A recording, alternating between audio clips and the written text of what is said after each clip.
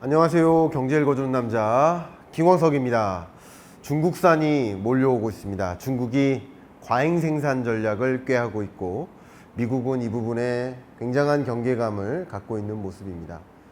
중국 보시면 항구에 이렇게 엄청나게 많은 자동차 또 전기차 이렇게 수출을 위해서 선적을 준비하고 있는 모습 확인하실 수 있고, 그 수출 물량이 정말 막대하게 쌓여 있는 모습을 확인할 수 있겠고, 이 많은 수출 물량들이 세계 전역으로 뻗어나갈 준비를 하고 있습니다.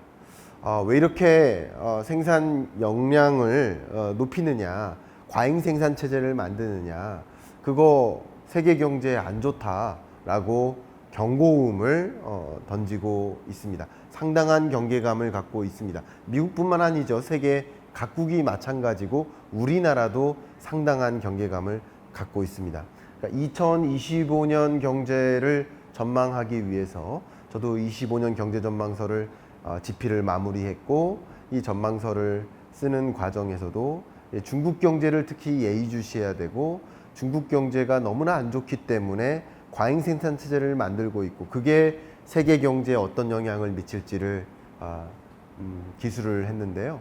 역시 25년 경제 전망 서를 좀 기대하시는 분들 입장에서는 지금 안내해드리는 제가 계획하고 있는 9월 28일 북콘서트 그 현장에서는 또 어떤 25년 경제를 전망할 때 무엇을 좀 주목해야 될지를 좀 확인하실 수 있는 그런 계기가 되시길 바라고, 관심 있으신 분은 이 고정 댓글을 통해 확인해 봐 주시기를 좀 바라겠습니다.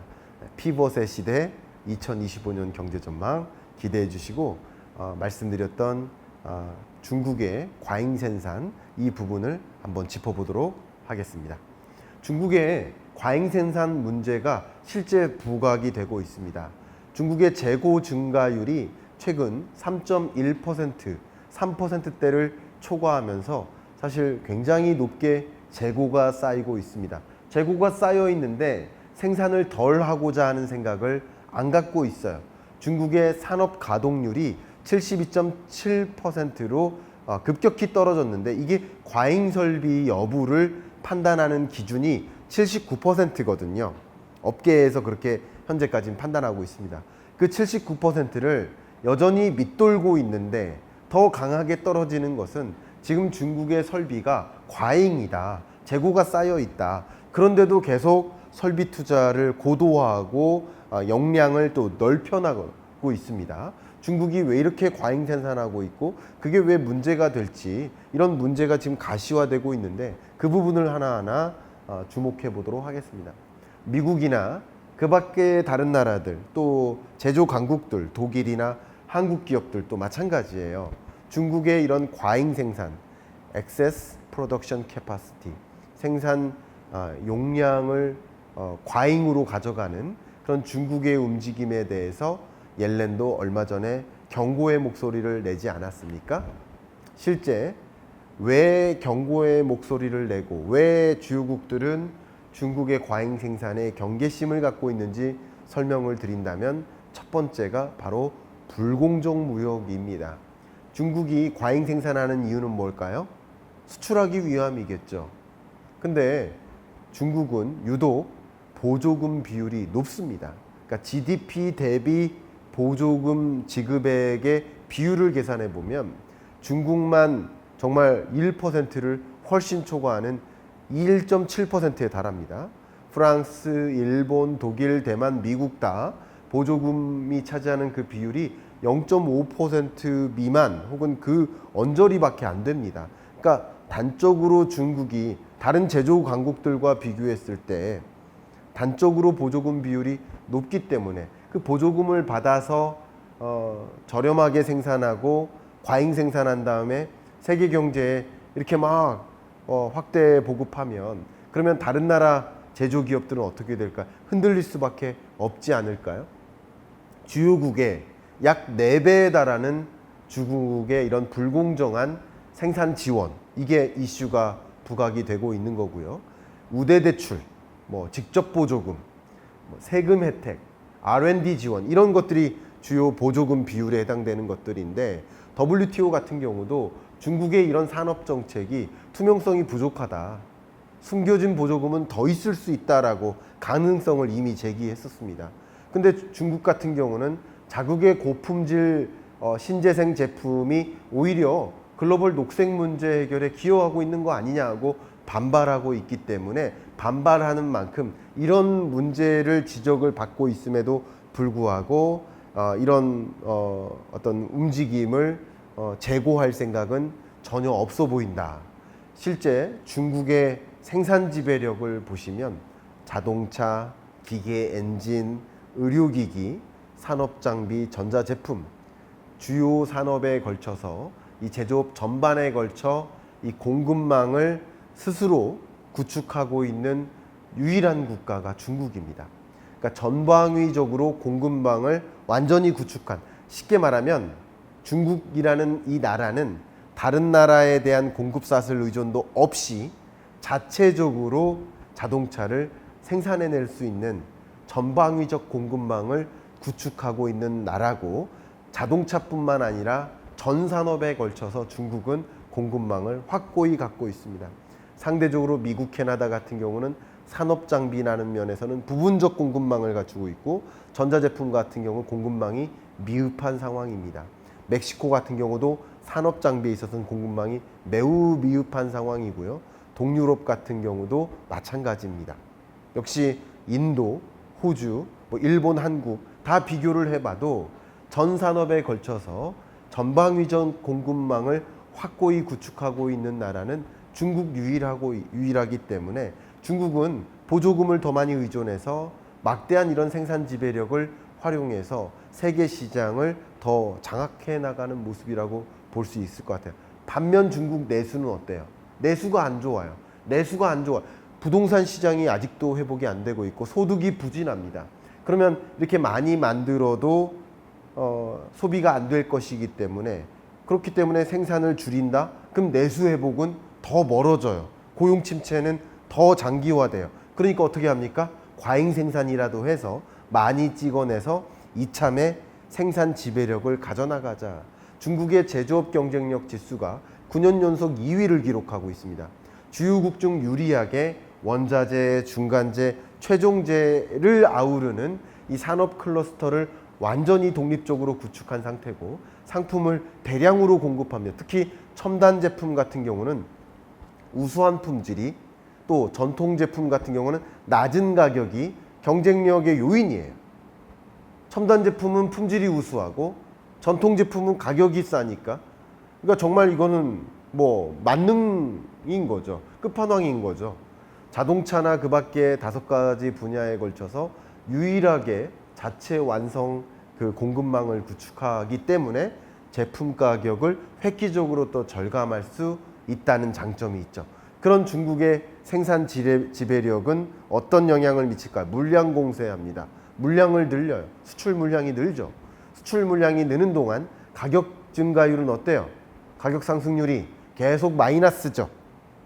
이런 움직임 속에서 중국은 생산 지배력을 확보하게 된다. 산업 경쟁력 지수로 보아도 중국은 9년 연속 세계 2위니까요. 전 세계 한 5천여 개 품목에 걸쳐서 중국 글로벌 생산의 50%를 차지하고 있습니다. 대량 생산 시스템을 구축하고 있고요. 중국이 전 세계 중간재 생산 점유율이 이미 그 가성비 이런 것들을 가격 전략, 가격 경쟁력 이런 것을 무기로 해서 이미 40%에 육박하거든요. 철강 같은 경우 한국이나 일본 제품보다 20%가 저렴합니다.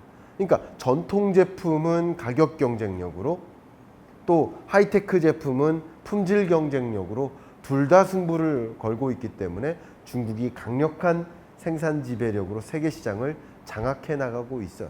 그런데 하물며 중국은 양적으로나 질적으로나 신규 투자를 확대하고 있는 모습입니다. ICT와 소프트웨어 같은 경우도 중국의 기술력은 정말 굉장히 높거든요. 미국을 제외한 나머지 국가들과 비교했을 때 굉장히 높은 수준입니다. 그러니까 질적으로도 신규 투자를 계속 단행하고 있고요. 첨단 제조업 투자 증가율이 2019년부터 일반 산업을 지속 상회하고 있습니다. 그러니까 전체 투자 증가율은 좀 5% 수준으로 미진해지고 있지만 말씀드렸던 첨단 제조업에 해당하는 그 산업에 대한 투자 증가율은 10%를 훨씬 웃돕니다. 그만큼 산업을 계속 고도화해 나가고 있고요. 단적인 예로 중국이 산업용 로봇을 계속 설치하고 있는데 지금 산업용 로봇 기준으로 29만 대예요. 전 세계 1위예요. 일본이 5만 대고 미국이 4만 대입니다. 그만큼 중국이 질적으로 고도화를 추진하고 있다. 그러면 거기에 머무를까요? 아닙니다. 전기차, 태양광, 리튬 배터리 등과 같은 주력 산업의 생산 물량이 엄청나게 높죠. 이렇게 양적으로 질적으로 승부를 걸고 있다라고 말씀드리고, 이 3대 신산업이죠. 이 세 가지 영역에 걸쳐서 과잉 생산을 유도하고 있고, 그 과잉 생산을 통해서 정말 이 초과 생산 물량을 대부분 해외 공급을 통해 소화를 시켜나가고 있거든요. 그런 것들이 세계 주요국에는 상당한 충격을 받을 수 있는데 어떤 영향이 있을까? 몇 가지를 좀 정리해 보겠습니다. 중국의 과잉 생산은 첫 번째 파급 영향으로서 경쟁을 격화시킵니다. 배터리, 전기차, 태양광과 같은 글로벌 시장 점유율이 50%를 이미 넘어섰습니다. 그만큼 경쟁을 격화시켜 나가는 움직임이 펼쳐지고 있습니다. 경쟁이 격화되다 보니까 상대적으로 배터리 기업, 전기차 기업, 태양광 기업들이 경쟁 열의에서 수익성도 떨어지고 시장 점유율을 잃게 만드는 그런 영향 요인이 갈 수밖에 없지 않을까요? 두 번째, 이 파급 영향은 그런 움직임을 통해서 경쟁자를 먼저 제거합니다. 그러니까 가격 전략을 펼치죠. 그러면 이 가격 전략을 펼친다면 수익률을 낮게 가져가는 거예요. 저가 전략, 이 공격적 전략이라고 합니다. 굳이 비교한다면 우리나라 온라인 시장의 온라인 플랫폼 기업들이 과도한 출혈 경쟁을 펼치고 마이너스 수익을 보면서 가격 전략을 가져가고 결국 몇 개의 기업들이 경쟁자가 제거되면 시장을 장악하고 그제서 가격을 올리려는 전략을 갖고 있죠. 그런 것들입니다. 중국의 G7이나 여타 국가에 대한 무역 수지를 한번 보신다면 경쟁자를 제거하고 그리고 시장을 장악하고 경쟁자가 없으니까 그제서 가격을 올려서 수익성을 담보하는 그런 방식의 움직임을 가져갈 가능성이 높기 때문에 무서운 겁니다. 중국이 이렇게 과잉 생산을 가져가고 또 소위 통상적인 그 WTO 체제에 부합하지 않는 불공정 무역을 단행하니 세계 주요국들은 어떻게 할까요? 아, 우리도 보호무역해야 되겠구나. 보호무역주의를 확산시킬 겁니다. 중국의 세계 GDP가 미국 다음으로 높고 이게 막강한 경제력을 활용해서 이렇게 세계 주요국들의 과잉 생산 품목들을 공급해 나간다면 세계 주요국들은 어쨌든 자국 기업을 보호해 나가기 위해서 또 다른 보호무역 조치를 도입하지 않겠습니까? 글로벌 보호무역주의의 확산이 야기될 것이다. 그리고 앞에 말씀드렸던 것처럼 중국 기업들이 과잉 생산에서 어쨌든 경쟁자, 글로벌 경쟁자를 제거하려는 움직임을 가져나갈 수는 있지만 모든 중국 기업들이 다 성공하는 것은 아니거든요. 중국의 몇몇 기업들은 정말 출혈 경쟁으로 이미 부실 상황에 놓여 있어요. 중국의 적자 기업 비중이 계속 늘어나서 29%에 달하고 29%에 달하는 중국 기업들이 적자 상황이기 때문에 이것이 신용 불안으로 야기될 수 있습니다. 이게 레코드 하이예요. 중국 역사상 고점입니다. 그럼 이런 것들이 중국 신용 불안, 중국 기업 불안, 중국 금융 불안, 중국 경제 위기로 내몰리는 것은 아닌가, 그게 또 세계 경제에 영향을 주는 게 아닌가 하는 걱정들도 같이 등장하는 그런 파급 영향이 있겠습니다.